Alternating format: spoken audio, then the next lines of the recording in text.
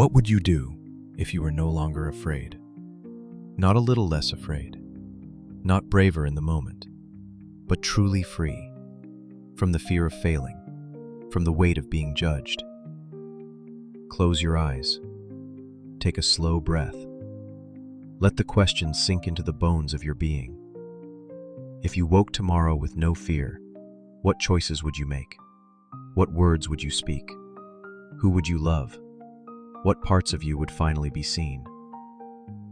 We spend so much of our lives performing for the invisible audience in our minds, measuring ourselves against imagined expectations, holding back the wild, unpolished truth of who we are because we fear the glance, the whisper, the disapproving nod. The mind becomes a courtroom, every thought presented as evidence, every dream placed on trial, and the verdict, whispered by the ego, is always the same. Not yet, not ready, not enough. But the truth? The truth is that the cage was never locked. The bars are shadows, and the only key has been in your pocket all along. Close your eyes again. Notice the tension you carry, in your chest, your jaw, your hands. This is the weight of self-protection. This is the armor you forged from old wounds, from the voices of others that once told you who you were allowed to be. Now, imagine setting it down. Imagine the air on your skin without the armor. Imagine standing barefoot on the earth, with no role to play, no image to maintain. This is the first taste of freedom. Fear has many disguises. Sometimes it calls itself caution. Sometimes it wears the mask of perfectionism. Sometimes it pretends to be practicality, the voice that says, "Be realistic." But beneath them all, there is the trembling truth. You are afraid of being seen. Not the shallow seeing of appearances, but the deep seeing that recognizes your essence.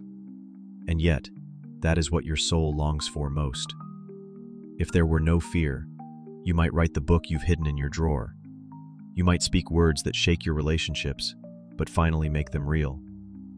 You might walk away from what has been killing your spirit and step into a path that feels alive under your feet.